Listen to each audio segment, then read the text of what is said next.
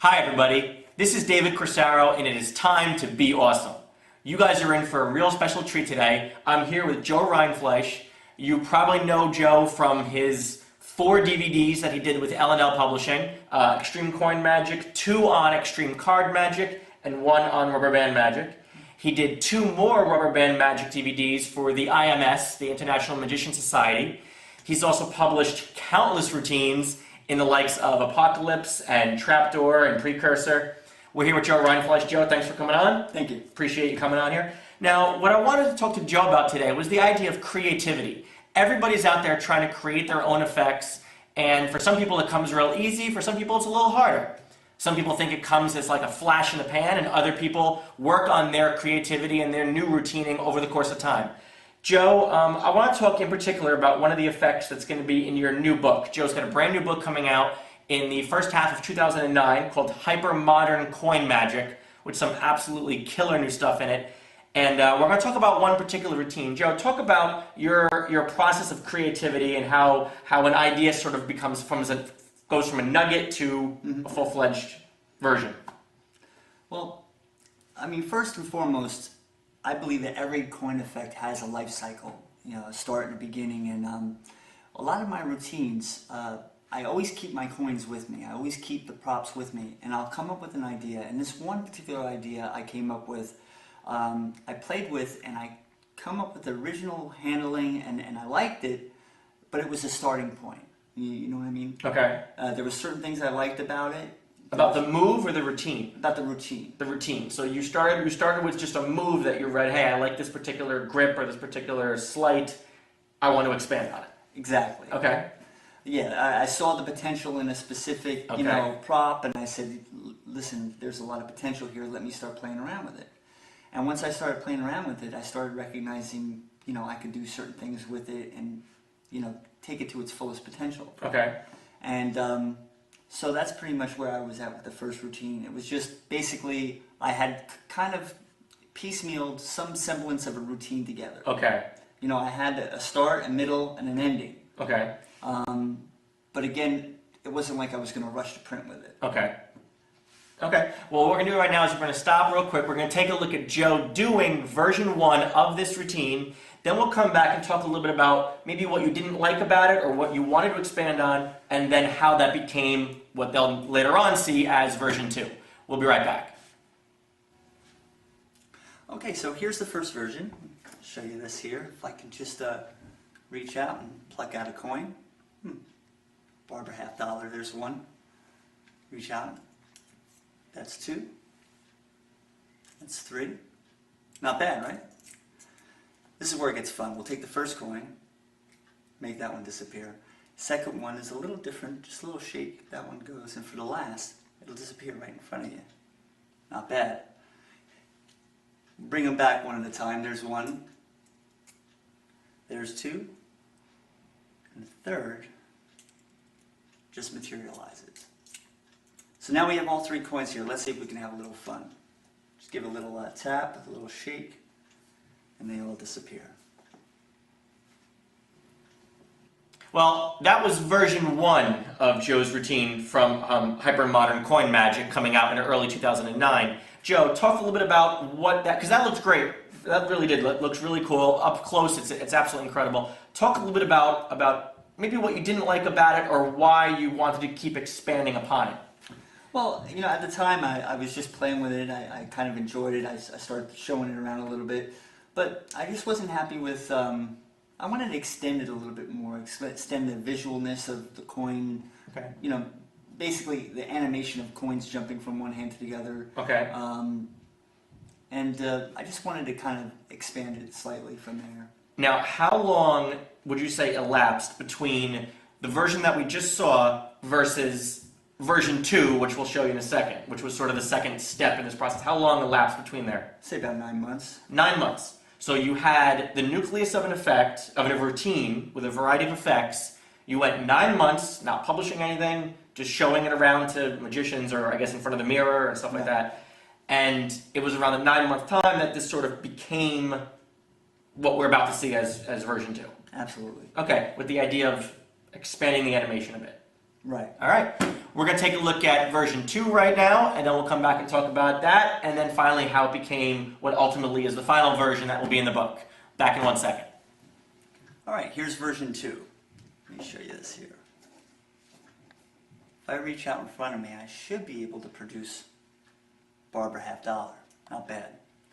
Let's see if I can get a second coin and a third. So now that I've produced 3 coins out of nothing, let's see if we can have a little fun. Here's the first one. That one disappears. Second coin goes just as quick, and the last one, that one disappears. Now, if I produce them, there's one.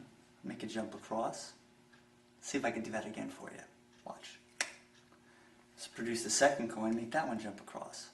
Now watch it jump from here to here, back across.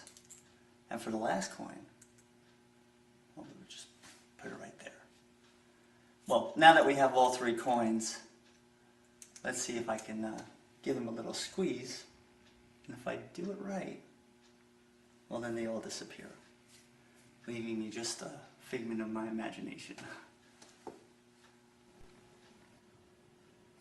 That was great. That was version 2 of the routine that's going to be published in 2009 in Hypermodern Coin Magic. Joe, talk for a minute about that routine and what maybe you didn't like or what you wanted to continue to evolve. Well, I felt like I was onto something. Okay. You know what I mean? I felt like I was onto something, but now I started to hit somewhat of like brick walls. There were certain things that I started not to like about the routine. Such as? Like starting dirty and ending dirty. Okay, so in versions 1 and 2, like we just saw, start dirty, end dirty. Yeah. In the version 3 that they're about to see, you were looking to eliminate that. Pretty much. Okay. Yeah. The other thing was, I had comments from a bunch of people, I think even you on a Tuesday night mentioned that, you can't really see the fact of the animation of the coin jumping from one place to another. You know, I wanted to extend the singularity of the coins and make them all distinct coins and having them do different things, but at the same time you couldn't even see it. Right, right. You know, that was a problem. Okay. And how long would you say elapsed between what they just saw as version 2 to what they're about to see as the pretty much final version? I would say about maybe a year. A year. So we're at a year and 9 months, or virtually 2 years from the nucleus of I have an idea for a routine or an effect to I'm happy with it. But the funny thing about it is that I already wrote this this effect up for the book. I was kind of like going to put it in the way it was. As version 2. As the exact version. Okay. I mean, I'm not putting in each individual version into the book. I'm Right, just putting right. in the last one. But the second version was going to be the effect. What they just saw was going to be in the book as it was. Right. So what made you ultimately decide? No. Was it the idea of I need to write this clean? This has to be clean. There was like an inner gnawing. Okay. That like you could even see in the write-up of this, I gave like 3 alternative endings because I didn't enjoy the way that I ended it. Okay.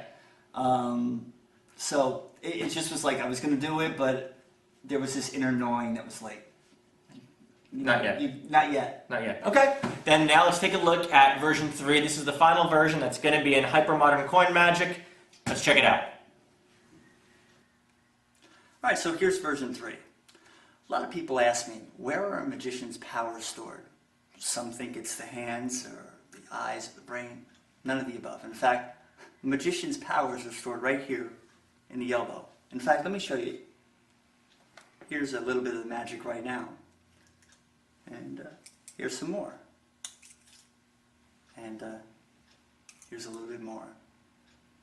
Well, now that we have 3 coins, let's see if we can have a little fun with them.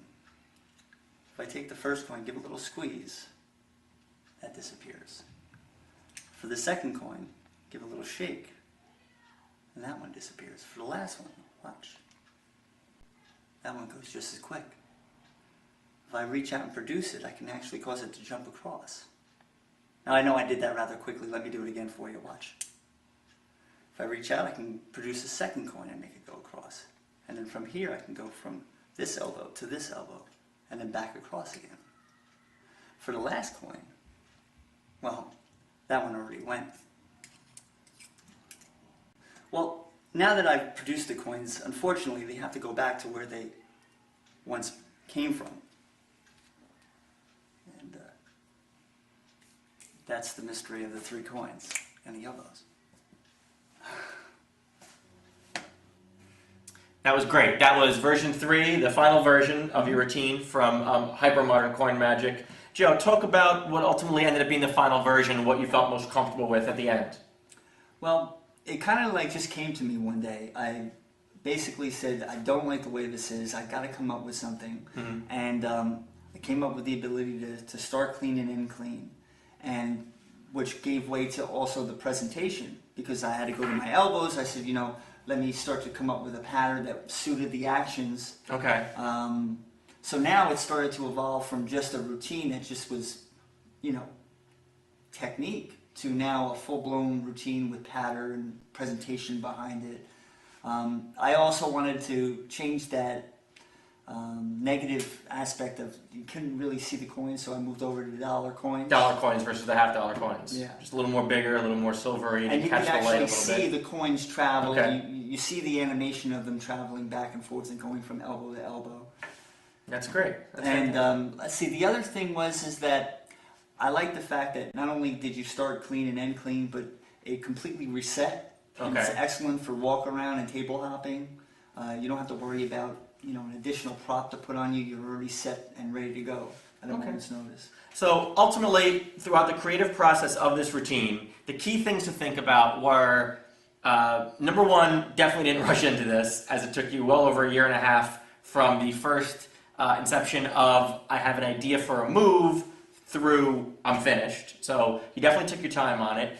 Got opinions from other people, spent a lot of time in front of the mirror, and I think it's real interesting that you had it set to be published, but there was something gnawing at you, which is ultimately, I guess, that idea of until you really have all the bugs worked out, you really can't, you know, if you're going to put your name on something, you have to be something to be proud of, and to wait until any conceivable problem with it got erased, you know, you're able to work through all the issues, it's not resettable, I don't have the pattern, it's not visual enough. Not go for each one of them until you feel comfortable with it, and then it's something you can be proud of. And there's also a period of testing too. True. For each version, I went and I tested it and I saw what people thought, and Okay. that's pretty much where I was left with. Where it got to. Well, I really appreciate you coming on, Joe. Thank No you very problem. much. If anybody out there has any questions for Joe regarding coin magic or anything like that, you can email us here at the show at magic@timetobeawesome.com. That's magic@timetobeawesome.com. Or jryanfleisch@comcast.net. so if you want to email Joe directly, any questions about what we talked about here, questions about, I guess, creativity or any of the other stuff you've done, right? Coins, rubber bands. Rubber band stuff, that would be really great. Thanks for watching this episode. Make sure to tune in next week for a whole new episode of Time to Be Awesome. Within the next month or so, we've got interviews with Mark D'Souza, interviews with Francis Minotti. We're going to go behind the scenes of Monday Night Magic, and we're going to do a profile of one of David Williamson's tricks from Williamson's Wonders, the awesome 3-card trick, the world's greatest 3-card trick. We'll see you soon. My name has been David Corsaro. This is Joe Ryan Fleisch. Now, go be awesome.